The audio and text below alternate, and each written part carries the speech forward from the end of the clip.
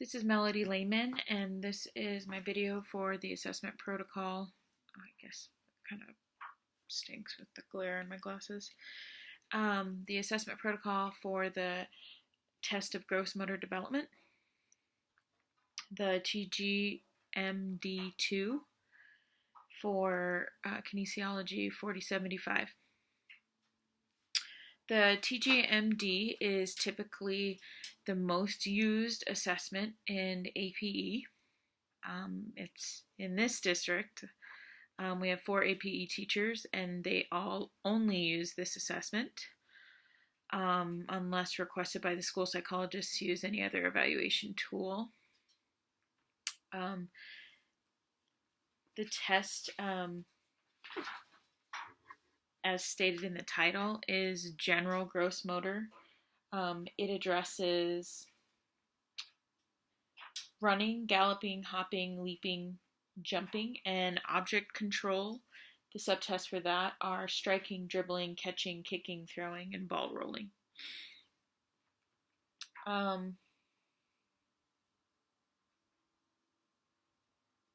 Typically, this assessment is given to all students at the elementary level that are being evaluated for APE. It's also utilized for functional life skills students at the secondary level as well.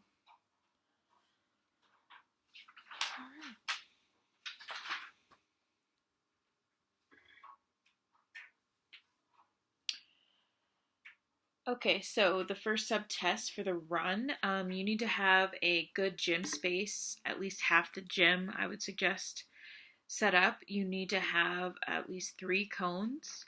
I typically color code the cone so it's easier to prompt students. For any students with receptive language issues, pointing and visual assistance, PECs can be utilized to help the students understand which cone they're going to. But I typically set it up to have like 2 orange cones 50 feet apart, and then halfway in between 25 feet I'll stick a blue cone or whatever color that you've got to make sure that it's a halfway. And so in some of the subtests, the students are going to go all the way 50 feet, and sometimes they're going to go to 25 feet. So you can demonstrate all of the tasks in front of the students. So starting with the run, first I would demonstrate the task, and then I tell the student to run as fast as they can from one orange cone to the other. And I'd say, ready, go. And then I would repeat the task if I didn't feel like I got enough of an evaluation. So they have a recording sheet, and you can do 2 different trials and then score. And so you need to do 2 different trials and then score. So then after you would do that, you would make sure that you pay attention to the performance criteria. And so they have kind of a 4-point scale there that tells you 4 different skill cues: arms move in opposition to leg, elbow bent, brief period where both feet are off the ground or the flight phase. 3 is narrow foot placement, landing on heel or toe, not flat-footed. 4 is non-support, leg bent approximately 90 degrees, close to the buttocks. So, you also, before the assessment, want to identify the student's dominant hand or favorite hand, and same thing for dominant leg, because eventually you'll be doing things with their feet and hands. So the next subtest is the gallop. So you would demonstrate galloping to just the second cone. So I would say you're going to gallop all the way to the blue cone and then come back.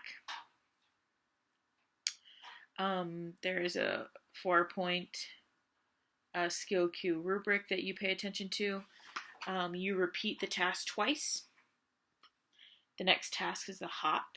The student would hop 3 times on the dominant leg, which you need to establish before the test.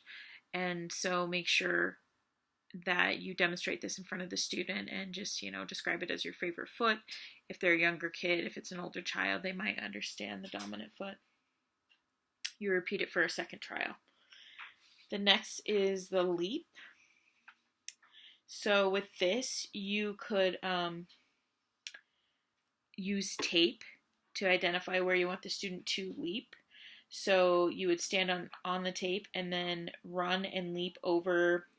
I've used noodles before, but the test recommends that you can use bean bags. So the students understand that they need to go from one foot to the other and actually hit a flight phase. You repeat it for a second trial, of course. The next test is the horizontal jump. So you would demonstrate standing on a line and then you jump 2 feet to 2 feet as far as you can go one time. Repeat it 2 times. Then you would do the slide, which this is when you utilize the cone 25 feet apart. You tell the student to slide from one cone to the other and then back again and demonstrate it, and then for the student say ready go and watch them do it. Then you would have them repeat it for a second trial. Now we're moving on to the object control subtests. You would do, for this you need a tee and a ball and a bat. You want to make sure you have it at the appropriate height for the student, which would be like belt height or waistband. You would demonstrate it for the student, place the ball on the batting tee, and then you would hit the ball hard, and then obviously retrieve it, bring it back, and have the student do so. Yet again, you want to understand which hand the student is dominant, so then you can position them correctly on the correct side of the tee. The next subtest, after you repeat that one for a second trial, is the stationary dribble. Unlike some of the other tests, you can actually use a basketball for this. You dribble the ball 4 times without moving your feet. I like to give the student like a perimeter of where they need to stay, so then they understand like the boundaries and that they truly need to be stationary. I've tried to hula hoop before, but it's just not enough room. So just want to make sure that you kind of map out where you want them to stay so they get the concept of stationary. You'd repeat it for a second trial, of course, and then we would move on to the catch. So the teacher stands on one line and the student stands on the other. You toss the ball underhand, kind of with a slight arc to the chest. You tell the child to catch the ball with both hands. It's kind of difficult to demonstrate this if the child can't throw, if you're trying to demonstrate the catch, but just do the best that you can. Then there is the kick, which you need to place a ball. They suggest like to place a ball stationary in a beanbag so that it's not moving. You're going to tell the child to stand back about 30 feet from the wall, or you can use the 25 foot. It's a pretty good measure. And have the student run up and kick the ball as hard as they can. So you want the ball to essentially hit the wall. So you would demonstrate that for the student and then allow them to do so and say, ready, go. You repeat it for a second trial. Then the next object control is the overhand throw. So this you want to be 20 feet away from the wall. Like I said, I've utilized the 25 foot away from the wall because I already have a 25 foot cone. But I've also laid down tape, just floor tape on the floor. And so then I actually give them a target on the wall so they understand like where they're throwing. So you want to demonstrate like the throwing motion, contralateral stepping, and then have the student attempt and repeat the second trial. Last is the underhand roll. So this you want to place 2 cones 4 feet apart. You can also stand in front of the student 4 feet away and have the student roll it to you. Tell the student to stand on the line and roll the ball in between the cones, or roll the ball to me. And then say, ready, go, and have the student demonstrate it. repeat it for a second trial. So, like I stated before, this test is normally used for younger age students, but it seems to be a primary assessment for all AP teachers, which I totally support and agree with, but I also think that it should not be the end all be all of assessments. Um, there's just so many other things that need to be evaluated besides those basic locomotor skills and those object control skills. But it is a very, very valid assessment and can help drive goal planning. So the TGMD2 has 4 types of scores. Like most standardized tests, it has the raw score, subtest standard scores, and percentiles. It also has gross motor quotient scores. Typically, it's best to explain this to parents using the percentile, which gives them an understanding of like where those students should be for that grade level and developmentally where they should be.